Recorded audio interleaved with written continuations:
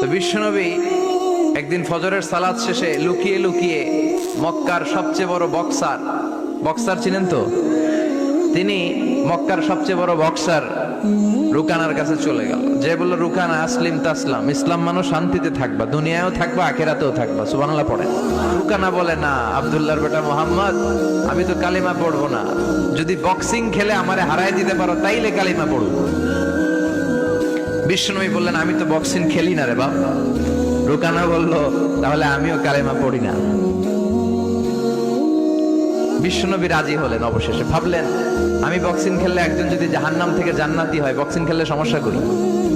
কি রহমতের নবী, কি অ্যাটিটিউড, কি পজিটিভনেস, কি প্রোঅ্যাক্টিভনেস, অলওয়েজ প্রোঅ্যাক্টিভ। সব সময় ইতিবাচক চিন্তা করতেন। নেতিবাচক চিন্তা কারে বলে বিশ্বনবী জানতোই না। সুবহানাল্লাহ পড়েন। বিশ্বনবী রাজি হলেন। এবার বক্সিং খেলার পালা। রুকানা হাফ প্যান্ট পরে গায়ের মধ্যে জাইতুনের তেল মেখে এভাবে লাফাচ্ছে। আপনারা রেসলিং খেলা দেখছেন?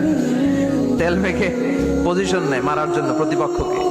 তো বিশ্বনবী তার পজিশন নেয় না, বিশ্বনবী দাঁড়িয়ে আছে। রুকানা বলল, মোহাম্মদ আমি লাফাচ্ছি, তুমি লাফাও না কেন? তুমিও লাফাও। বিশ্বনবী বললেন, না আমি লাফাই না, কারণ আমি সেলাইবিহীন লুঙ্গি পরি। সেলাই ছাড়া লুঙ্গি পরে যদি কেউ লাফায়, বাতাসে সতর খুলে যাওয়ার সম্ভাবনা আছে না নাই? কি লাজুক নবী ছিলেন, কেউ বিশ্বনবীর লজ্জাস্থান জীবনেও দেখে নাই। এবার মারামারির পালা।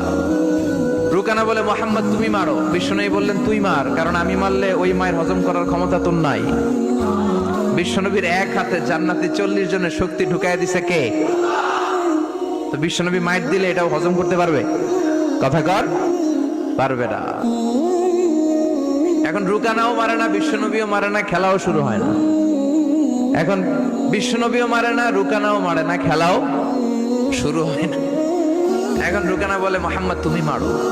বিশ্বনবী মারে নাই, কিন্তু বিশ্বনবী ওনার ডান হাত মোবারক, কি নরম হাত, সফটার দেন সিল্ক, সিল্কের চেয়ে নরম ছিল। ওয়া কানা কাফফুহু আবিয়াদু মিনাদ দিবাজ, সফটার দেন সিল্ক, রেশমের কাপড়ের চেয়েও বিশ্বনবীর হাতের তালু সফট ছিল। এই হাতটা দিয়ে বিশ্বনবী রুকানার ডান কাঁধে এভাবে টাচ করলেন। মারে নাই, খালি বলছে, রুকানা এত লাফাস কেন? টাচ করার সাথে সাথে রুকানা বেহুশ হয়ে জমিনে পড়ে যায়। সবাই তো অবাক, ঘটনা কি? কি মিরাকেল, কি অলৌকিকত্ব! পানি ঢেলে রুকানারে হুঁশ ফিরানো হয়েছে। সবাই বলে, রুকানা তুই তো অনেক বড় পালোয়ান, আব্দুল্লাহর বেটা মোহাম্মদ ঘুষিও দিল না, লাথিও মারলো না, বেহুশ হইলি কেন? রুকানা বলে, আরে তোরা তো দেখোস নাই, তোরা দেখেছিস মোহাম্মদ হাত দিয়ে ধরেছে, আমার মনে হয়েছে বিশাল পাহাড় এসে কাঁধে চেপেছে।